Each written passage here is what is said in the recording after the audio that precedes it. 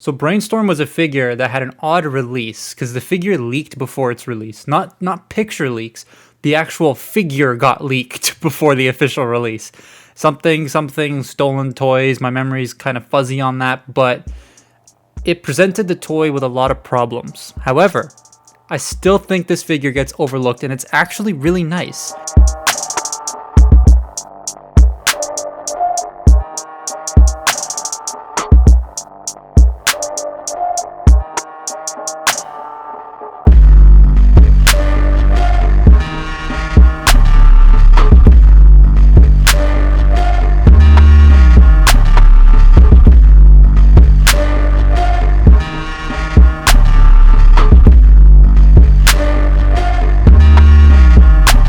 So Brainstorm came out in the Thrilling 30 line and is based off the IDW design, and oh my god, it looks really good.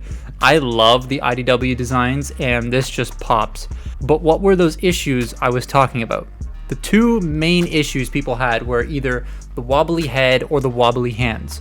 Unfortunately, I have the hands issue, which is harder to fix than the head issue, and it was such a problem for people that Hasbro actually released a fixed version of the figure to stores without these problems. Like, it had a different batch number and everything. That's how you're able to find it. But too bad they didn't do that with Blitzwing.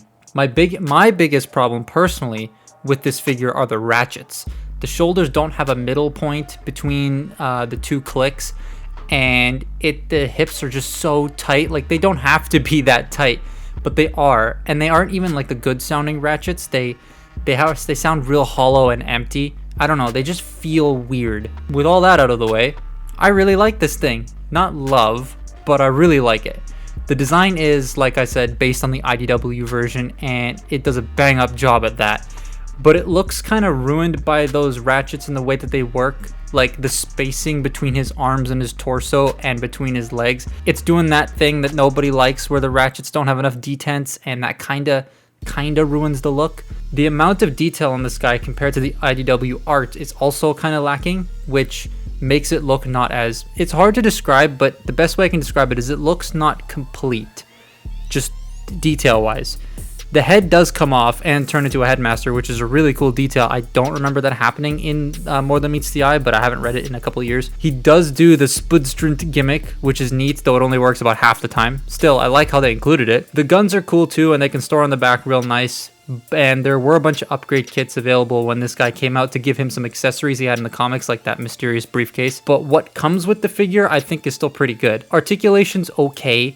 Like I mentioned, the ratchets are annoying, but posing in general is alright. He has almost all of the essential joints to pull off some decent poses. Doesn't have a waist swivel, but the way that he transforms, it would have locked anyways if he had a waist swivel, so that's fine. Transformation is super easy, like really, really easy, which is nice. It kind of transforms as you would expect, and there are no fake parts, which I know bugs a lot of people, so that's a plus. Personally, fake parts don't really bother me that much if they're done properly, but hey, if it bugs you, then this figure doesn't do that, which is really nice. Jet mode is actually really cool looking. I know a lot of people don't like how the back looks, and that's fine. Like, it's not the best looking back of a jet, but I think it looks okay. The wingspan is quite nice, and it captures that IDW look quite well. The headmaster also fits in the cockpit, and the Spudstrint thing folds up to be a seat, so that integration inside is really, really cool. I'm surprised none of the Titans Return figures at least tried to attempt the Spudstrint thingy, but I mean, I guess with the Voyagers all being triple changers, it would have been kind of hard for them to do that. But overall, I think this is really, really cool. It's not perfect. Like I said, the ratchets really plague the figure and the problems of the first run of this guy, so you gotta look extra careful for a second run of this dude, especially if he's used. You're gonna have a hard time if you don't have the box. But overall, it's a really decent figure. If you can find one for a pretty good price, I paid 20 bucks for this, then I would say it's worth it. It's definitely cool. I definitely think more people should give this thing a try because it's really great. I mean, if you have the Titans Return version, that's probably better. I don't have it though, so this is my go-to Brainstorm, and I really, really enjoy it. But thank you very much for watching. Follow me on Twitter and Instagram, link in the description. Join the Discord as well, that's linked below. And I will see you next time. Goodbye.